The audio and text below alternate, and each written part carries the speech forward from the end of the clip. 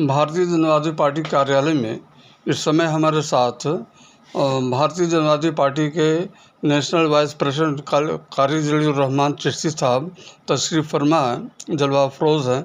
मैं इनसे कुछ प्रश्न कर रहा हूं। मुझे उम्मीद है कि ये प्रश्न हमारे भारतवासियों के लिए बहुत ही लाभदायक सिद्ध होंगे। कारी साहब जी, बहुत बहुत शुक्रिया आपका तशरीफ़ लाने का।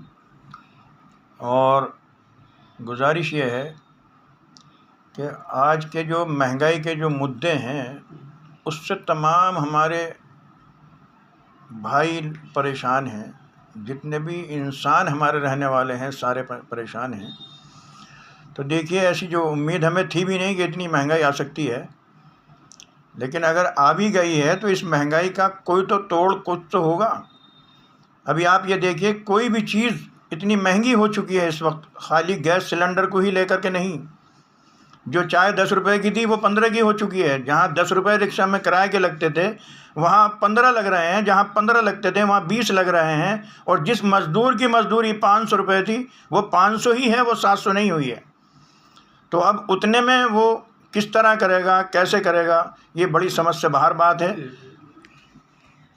ये कैसी विडंबना है कि भारतवर्ष में एक तरफ तो महंगाई बहुत ज़्यादा है, लेकिन दूसरी तरफ कुछ शरारती तत्व ऐसे हैं जो हिंदू मुसलमान की फीलिंग पैदा करके हिंदुस्तान में एक नफ़रत का माहौल पैदा कर दिए हैं। तो हमें ये बताने की कोशिश करें कि हिंदुस्तान के अंदर इस वक्त मुद्दे जो हैं, बहुत से मुद्दे, तो उसमें ये हिंदू मुस्लिम वाले मुद्दे बहुत अहम है या महंगाई के मुद्दे अहम है? और अगर महंगाई के मुद्दे बहुत अहम हैं तो इस पर गुफ्तगू क्यों नहीं होती है? देखिए, मुद्दे तो अगर देखा जाए तो महंगाई वाला सबसे बड़ा अहम है, और जो दूसरा ये नफ़रती माहौल चल रहा है ये भी बहुत बड़ा अहम है।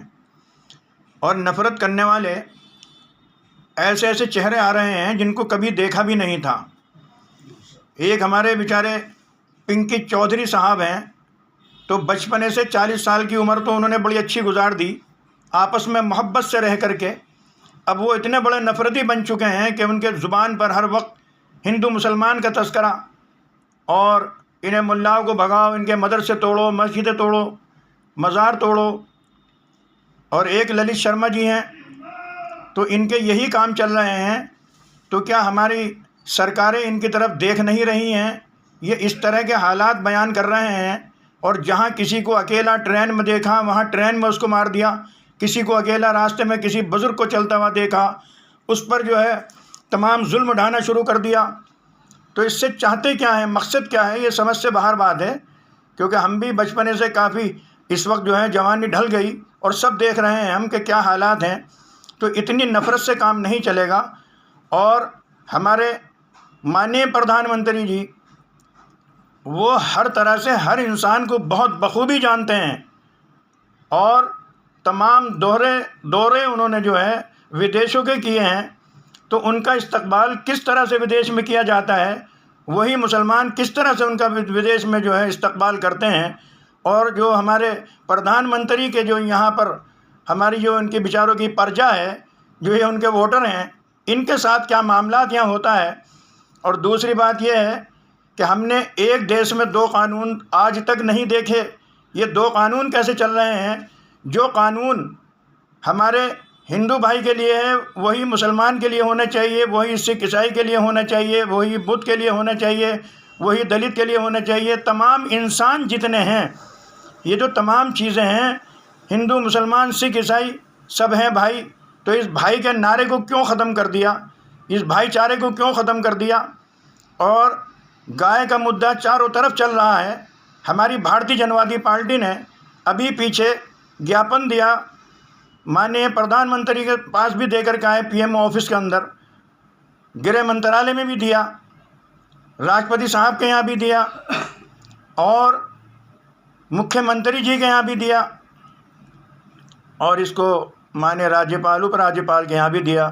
देने का मकसद एक ही है कि जिस चीज़ से नफ़रतें बढ़ रही हैं तो उसको, उन नफ़रतों को ख़त्म करने के लिए राष्ट्रीय पशु घोषित करने में परेशानी क्या है, उसका जो है जब हमने विज्ञापन दिया है तो उसका जवाब भी आना चाहिए कि भाई ये परेशानी है इसलिए नहीं कर सकते।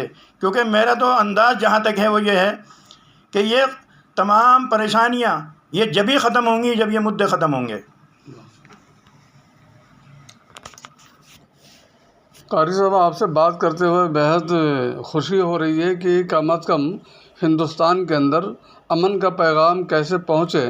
तो अगर इन बातों पर वाकई हमारे हिंदुस्तानी गौर करें तो मैं समझता हूँ कि बहुत ही अच्छा रहेगा। अभी जो आपने एक मसला छेड़ा गाय का, और आपकी पार्टी भारतीय जनवादी पार्टी ने जो ज्ञापन दिया, तो क्या इसका रिएक्शन क्या हुआ अब तक?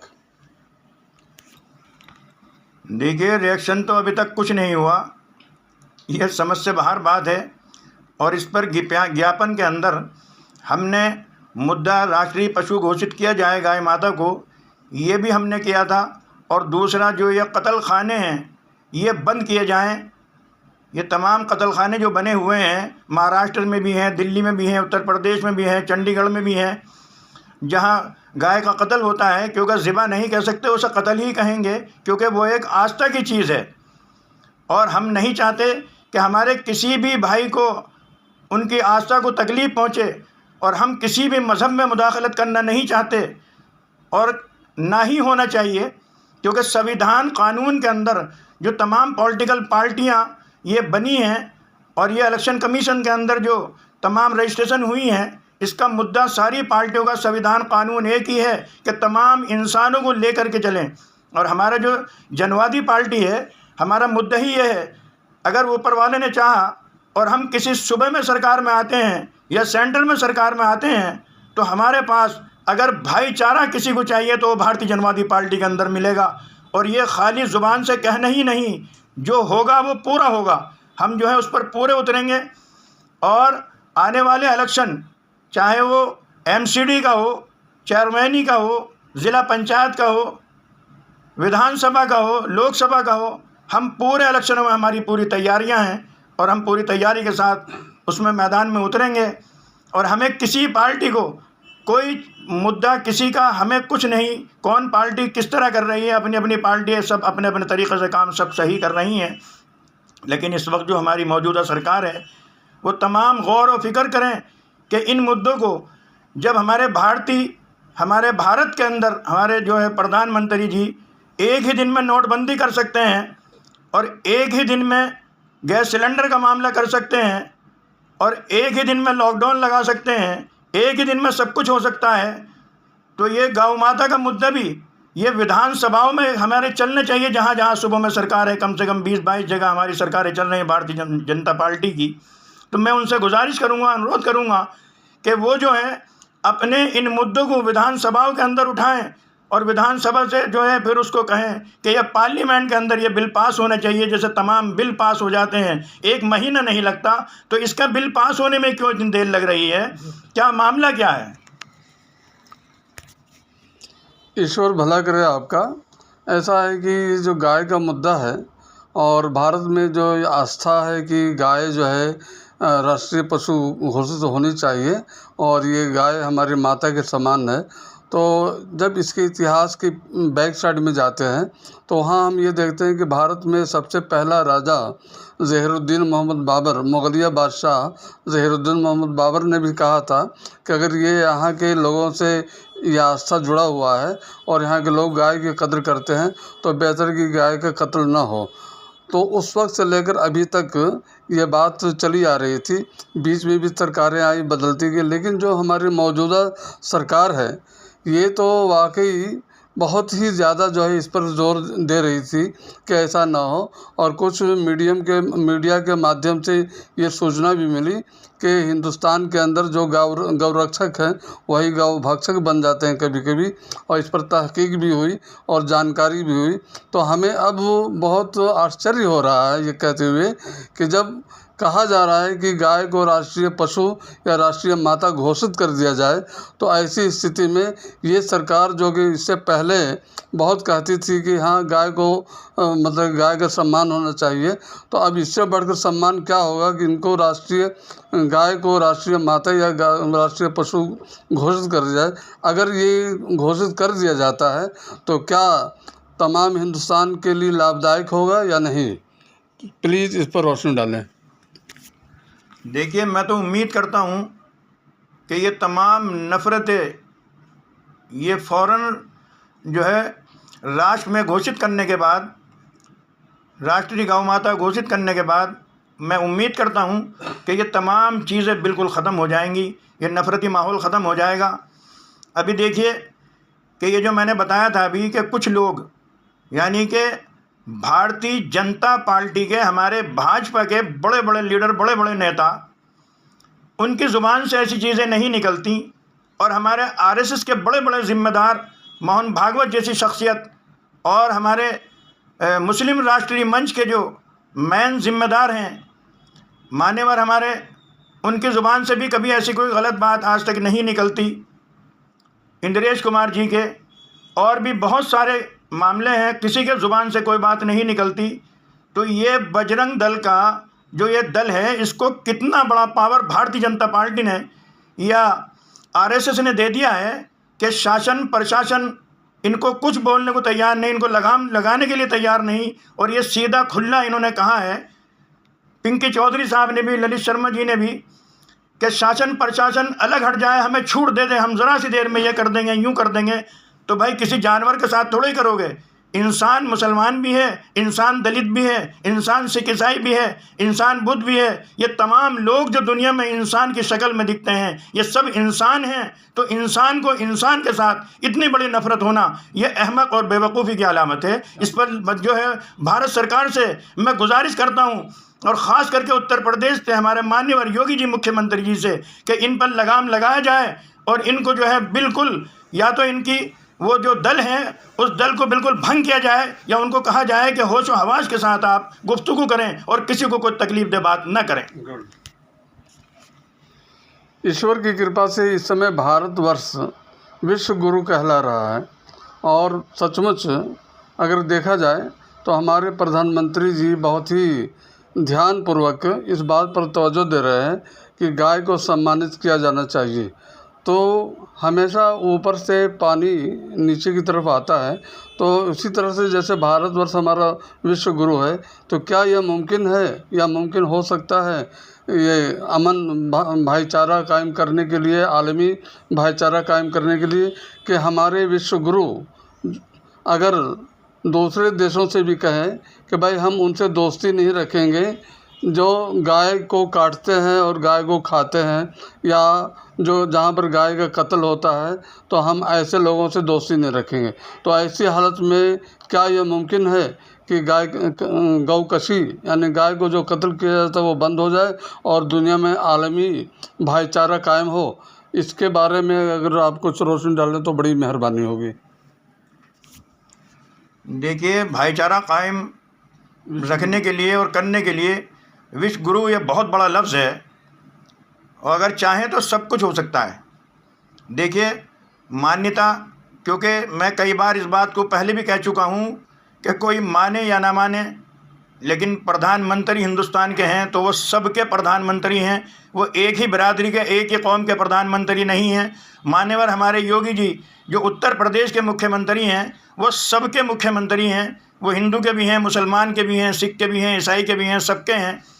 तो मैंने अभी पीछे भी अपनी ज़ुबान से ये अदा किया है कि ये तमाम जो बड़े बड़े ज़िम्मेदार हैं, इनकी ज़ुबान से ये चीज़ें नहीं निकलती। ये छुट भैया जो 4 दिन के खड़े हो चुके हैं, इन्होंने इतनी नफ़रतें फैला रखी हैं कि ट्रेनों में सफ़र करना मुश्किल हो गया, बसों में सफ़र करना मुश्किल हो गया, रास्तों में चलना मुश्किल हो गया। आखिर ये चाहते क्या हैं, मकसद क्या है? क्यों कि तमाम शासन प्रशासन कोर्ट सब कुछ तो आपके साथ है। पिंकी चौधरी साहब, ललित शर्मा साहब, आप क्यों फिर इतना घबराते हैं? क्यों इतना परेशान हैं? क्यों इतना लोगों को बलगला रहे हैं, क्यों आपस में नाइत्तफाक़ी करने की कोशिश कर रहे हैं? आप मोहब्बत के साथ, जैसे आपने 40 साल की उम्र गुजारी, अभी और मोहब्बत से बाकी ज़िंदगी गुजारो। हम तो दुआ करेंगे कि ऊपर वाला आपको नेक और एक होने की तौफीक अता फरमाए, और आप जो है हम सब जैसे पहले एक थे एक ही रहें। क्योंकि आप कितनी भी नफ़रतें फैला लो, लेकिन हमने अब भी नाश्ता परसों भी जो है सफ़र में हमने किया, तो हमारे हिंदू भाई के ढाबे पर हमने खड़ा होकर के नाश्ता किया। अब ये हमसे आता नहीं कि जहाँ भी खड़े हों वहीं से वीडियो डालें, लेकिन हम आज भी मुलाकात, हमारी तमाम मिठाइयों का लेना देना, आज भी बाज़ारों में तमाम हिंदू मुसलमान आपस में एक दूसरे से ख़रीदो फरोख्त करते हैं। ये कभी ना रुकी है, ना रुकेगी, और ना आज रुकेगी। ये रुक ही नहीं सकती। आपस का भाईचारा, आप कितनी ही नफ़रतें फैला लें, लेकिन ये हमारा हिंदुस्तान, ये गंगा चमनी तहज़ीब का है, ये उसी तरह रहेगा। इसमें नफ़रत पैदा करने वाले आप दो नहीं, अगर 10 भी खड़े हो जाएंगे तो मैं उम्मीद करता हूं कि आपस में हम लोगों में नफ़रतें नहीं होंगी। हम ऐसे ही अपनी ज़िंदगी को मोहब्बत के साथ गुजारेंगे। ये हमारी भारतीय जनवादी पार्टी का वादा है। जहाँ तक मैं महसूस करता हूँ कि हमारे देश के ताल्लुकात बाहर से बहुत ज़्यादा हैं, और अगर देखा जाए तो इस समय अमेरिका, जो कि सुपर पावर कहलाता है, अमेरिका के राष्ट्रपति मिस्टर डोनाल्ड ट्रंप भी हमारे प्रधानमंत्री जी की प्रशंसा करते हैं, भारतवर्ष की प्रशंसा करते हैं। तो यदि ऐसा देश जो कि हमसे बहुत करीब है, वहाँ पर गाय का कत्ल होना, या वहाँ के लोग जो गाय खाते हैं उसको बंद कर दिया जाए, या विश्व गुरु के कहने से बंद हो जाए, तो क्या हिंदुस्तान पर इसका असर पड़ेगा?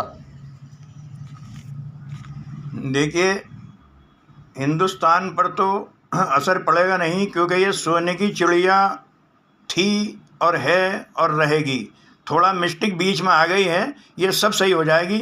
अगर हमारे विश्व गुरु जी, हमारे प्रधानमंत्री जी अगर ये सोच लें कि बिल्कुल ऐसा ही होगा, तो बिल्कुल सब कुछ सही हो जाएगा। अच्छा, एक चीज़ और बताएं, बेहद खुशी की बात है कि आज एक अहम मौजू पर, जो पैगाम अमन के लिए बहुत ज़रूरी है, आलमी भाईचारा के लिए बहुत ज़रूरी है, इस पर बातचीत हमारी और आपकी हो रही है। तो क्या हिंदुस्तान के अंदर जो संविधान डॉक्टर भीमराव अंबेडकर ने बनाया था, तो इसमें क्या हिंदू के लिए अलग बनाया था या मुसलमान के लिए अलग बनाया था? कुछ मुसलमानों का कहना है और कुछ विरोधी पार्टियों का कहना है कि हिंदुस्तान में दोहरा कानून क्यों है। हिंदुओं के साथ कुछ मामला होता है तो उस पर अदालत कुछ कहती है, मुसलमानों के साथ अगर कुछ मामला होता है तो अदालत कुछ कहती है, फिर बुलडोज़र चले जाते हैं। तो ये जो दोहरा मापदंड है, तो इसको अगर दूर कर दिया जाए तो इससे क्या भाईचारा पैदा होगा? देखिए, पहली बात तो यह है कि बुलडोज़र किसी भी संविधान कानून में या कहीं भी लिखा हुआ नहीं है। बुलडोज़र का कोई नाम ही नहीं है, या किसी का घर उजाड़ दिया जाए, ये कोई मसला नहीं है, चाहे वो हिंदू हो, मुसलमान हो, सिख हो, ईसाई हो, कोई भी हो। लेकिन अगर समझो एक मुसलमान का अगर बुलडोज़र फिर रहा है और वही गलती अगर किसी दूसरे ने की है, तो उसका भी वही हश्र होना चाहिए। ये दो तरफ़ा कानून ये बिल्कुल मुनासिब नहीं है, ये इंसाफ परस्त कानून नहीं है। और फिर सबसे बड़ी बात यह है कि चाहे MP साहब हों, या विधायक साहब हों, या मुख्यमंत्री साहब हों, कोई भी अदरवाइज़ जो लोग हैं, ये जब कामयाब होते हैं और ये संविधान को सामने रख कर के किताब को ये वहाँ शपथ लेते हैं, तो उसके अंदर शपथ में यही बोलते हैं कि हम सबके साथ एक ही जैसा करेंगे और सबके साथ न्याय करेंगे। फिर ये आने के बाद अपने मिजाज से संविधान के कानून की किताब वो बंद करके रख देते हैं और अपना कानून अपने हाथ में चला लेते हैं। तो ये अपने हाथ में कानून चलाना जो है, ये हिंदुस्तान की भी शान के ख़िलाफ़, संविधान के भी ख़िलाफ़ और हमारे तमाम मज़हबों के भी ख़िलाफ़, ये सब के ख़िलाफ़ है। मुझे कारी साहब ऐसा लगता है कि एक तरफ तो हमारे संविधान में बराबरी का हुक्म दिया गया है, बराबरी का इजहार किया गया है कि सबके साथ बराबर, और हमारे प्रधानमंत्री जी भी कहते हैं कि सबका साथ और सबका विकास, और ये बड़ी अच्छी चीज़ है। लेकिन इसके बावजूद भी हिंदुस्तान के अंदर देखा जाता है कि हमेशा इस तरह की बातें होती हैं कि विरोधी दल को मौका मिल जाता है कि वो ये कहने के लिए कि भाई दोहरा कानून है, दो कानून बनाए जाते हैं, कुछ लोगों के लिए कुछ बातें होती हैं और कुछ लोगों के लिए कुछ बातें होती हैं। तो मुझे ऐसा लगता है कि शायद हमारी सरकार को बदनाम करने के लिए और ख़ास तौर से प्रधानमंत्री को बदनाम करने के लिए जो पार्टी के कुछ अगल बगल के लोग हैं कुछ इस तरह की शरारत करते रहते हैं कि जिससे हिंदुस्तान की छवि ख़राब हो। क्या इससे हिंदुस्तान की छवि विदेशों में ख़राब नहीं हो रही है? देखिए, ये तमाम जो मैं बार बार कह चुका हूँ कि हमारा जो ये हिंदुस्तान है, हमारा जो ये देश है, ये गंगा जमनी तहज़ीब है और ये गुलदस्ते की मानिंद है। तो जो अदरवाइज़ हैं वो तो चाहेंगे कि गुलदस्ता बिखरे, इनके फूल बिखरें, टूटें। तो ये तो हमारा काम है कि हम आपस में इसको किस तरह से अपने गुलदस्ते को कायम रखेंगे, टाइट करके मजबूत करेंगे और हम आपस में एक दूसरे के साथ मोहब्बत से ज़िंदगी गुजारेंगे। तो ये जो है जब तक आपस में एक नहीं होंगे इतने ये मामला नहीं होगा। आपके कहने का मतलब ये है कि हिंदुस्तान के अंदर जो यूनिटी है अगर इसको अच्छी तरह से कायम कर दिया जाए तो इस यूनिटी का असर बाहरी मुल्क में भी पड़ेगा। चूँकि यूनिटी है नहीं, नफ़रत की फ़िज़ाएँ, नफ़रत का माहौल पैदा किया जा रहा है जिसकी वजह से यूनिटी भंग हो रही है और इसी वजह से हिंदुस्तान की छवि विदेशों में ख़राब हो रही है। वाकई ये तमाम बातों की रोशनी में हम ये कह सकते हैं कि ये पार्टी, भारतीय जनवादी पार्टी जो भी काम कर रही है इस वक्त के लिए वक्त की ज़रूरत है और बहुत अहम काम है। और मैं ईश्वर से प्रार्थना करता हूँ कि ये पार्टी दिन दूनी रात चौगुनी तरक्की करे और इसमें जो लोग भी हैं कारी जलील रहमान चिश्ती साहब जैसे, ये इनके विचार जो है पूरे विश्व में पहुँचें। और मुझे उम्मीद है कि सरकार को भी इस पर तवज्जो देनी चाहिए, इनकी बातों पर, इनके मशवरों पर कि आखिर कैसे अमन कायम हो। कुछ पार्टियां ऐसी हैं या कुछ लोग ऐसे हैं जो हमेशा उल्टी सीधी बातें करके माहौल को ख़राब करने की कोशिश करते हैं। तो इस सिलसिले में मैं ये महसूस करता हूँ कि भारतीय जनवादी पार्टी की जो तालीमात है इसको सामने आना चाहिए और इसके लोगों को भी सामने आकर अपनी बातों को कहना चाहिए। और कारी साहब का ये कहना है जो मैं महसूस करता हूँ किसी शायर की ज़ुबान में कि मैं रोशन करूँगा ज़मीनों वतन को, चमकता हुआ ताजशाही बनूँगा। तो मैं भी इन दुआओं के साथ यही कहूँगा कि ईश्वर हमारे भारतीय जनवादी पार्टी के नेशनल वाइस प्रेसिडेंट को ये अवसर दें और इस तरह से इसके साथ जो लोग भी लगे हुए हैं कि हम राष्ट्र का नाम पैदा करें और राष्ट्र के प्रति जो भी बेहतर से बेहतर हो उसे हम करें। और गाय को अगर राष्ट्रीय पशु बनाते हैं तो अच्छा है, और उससे भी बढ़कर हम कहते हैं कि राष्ट्रीय पशु के साथ साथ यहाँ के जो लोग हैं जिनकी आस्थाएं हैं वो इसको राष्ट्रीय माता घोषित करके उन विदेशों से भी कहें, उन मुल्क वालों से भी कहें, दूसरे मुल्क वालों से भी कहें कि वो गाय का गोश्त न खाएं। अगर ऐसा होगा और इसराइल या अमेरिका जैसे मुल्क गाय का कत्ल बंद कर दें या वहाँ के लोग खाना बंद कर दें तो चूँकि यहाँ की दोस्ती बहुत ज़्यादा है तो हो सकता है कि इसका अच्छा असर पड़े और पूरी दुनिया के लोग गाय को सम्मानित करना शुरू कर दें। इन शब्दों के साथ साथ मैं कारी साहब आपका बहुत शुक्रिया अदा करता हूँ कि आप तशरीफ़ लाए और आपने इन बातों से हमें नवाजा। हम आखिर में बस यही कहेंगे कि आप इस सिलसिले में जो बातें हैं तो आवाम को, हिंदुस्तान के आवाम को क्या पैगाम देना चाहते हैं? बस आखिर मैं तमाम हिंदुस्तान के आवाम को ये पैगाम देना चाहता हूँ और ये गुजारिश करता हूँ कि जिस मोहब्बत से हम गंगा जमनी तहज़ीब से शुरू से रहते चले आए हैं उसी तरीक़े से हम अपनी प्यार से अपनी ज़िंदगी गुजार दें ताकि हमारी नस्लें, इनका मिजाज भी ना बिगड़े। बस ये फ़िक्रें हैं और भारतीय जनवादी पार्टी की यही सोच, यही फ़िक्र है कि हम जिस तरह से एक इंसान हैं तो तमाम इंसानियत पर भारतीय जनवादी पार्टी का एक मिशन है और कुदरत ने चाहा तो ये अपने उसी मिशन पर कामयाब होकर रहेगी। इन तमाम वक्तव्यों के लिए कारी साहब बहुत बहुत शुक्रिया आपका। शुक्रिया बोलिए। बहुत बहुत शुक्रिया आपका भी, बहुत बहुत शुक्रिया। Thank you very much.